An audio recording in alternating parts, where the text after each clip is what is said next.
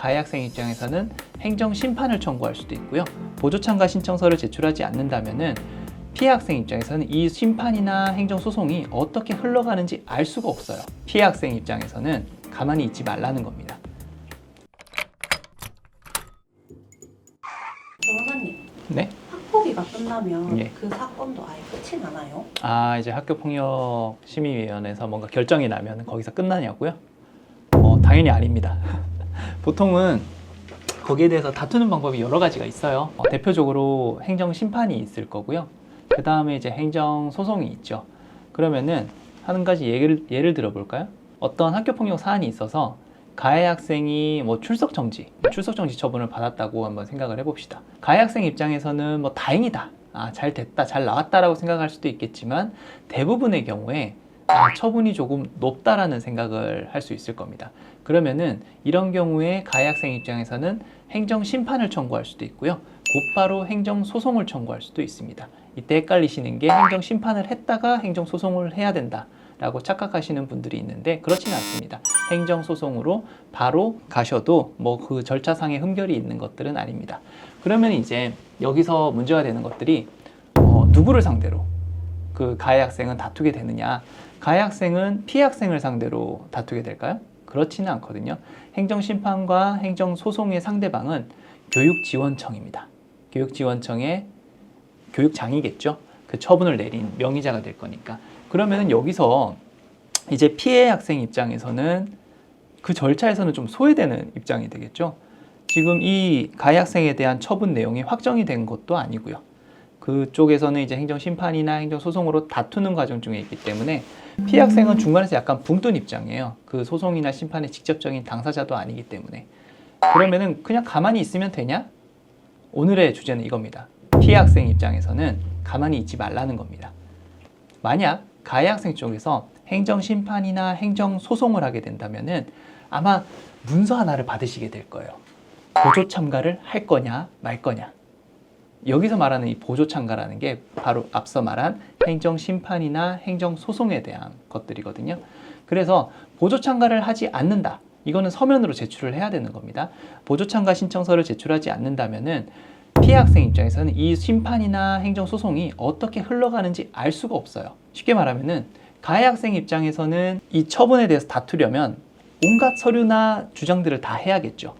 그러면은 피해 학생이 하지 않았던 행동이나 하지 않았던 말 이런 것들을 주장하는 경우도 있고요. 또는 가해 학생 본인이 피해 학생에게 하지 않았던 말 또는 했던 행동들이라면은 그것들을 축소한다든지 그런 온갖 주장들이 나올 겁니다. 피해 학생이 본인이 아닌 학교 폭력 대책심의위원회인 그 교육지원청 입장에서는 이 사안에 대해서 정확하게 알 수 있을까요? 그때 당시 상황에 대해서? 그렇지는 않아요. 이 단계에서는 앞선 기록들만을 가지고 판단하게 됩니다. 그러면은 행정심판이나 행정소송 같은 경우에는 분명히 변호사가 선임돼서 하는 경우들이 많거든요. 그러면 그 변호사가 하는 역할이 뭐냐? 앞선 기록에 있었던 그 자료들에서 미비한 점, 약간의 모순되는 점, 말이 맞지 않는 점 이런 점들을 가지고 공격을 하는 거예요. 이 부분이 신빙성이 없다라든지 아니면은 이러이러한 정황들을 비춰봤을 때는 이 처분이 너무 과하다든지 이런 수많은 주장들을 하게 되는데 교육지원청 입장에서는 그것들을 하나하나 판단을 할 수가 없는 거예요. 물론 교육지원청에서도 이제 변호사를 별도로 선임하거나 아니면은 내부에 있으신 변호사님이 이렇게 대응을 하게 되겠지만 이 사건을 가장 정확하게 아는 피해 학생이 빠져 있단 말입니다. 피해 학생 입장에서는 그 주장에 대해서 하나하나 다 반박을 해줄 수 있어요.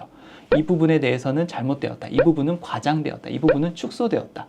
그런데 보조 참가를 하지 않은 상태에서는 그것들을 할 수 있는 방법이 없어요. 주장을 할 수가 없어요.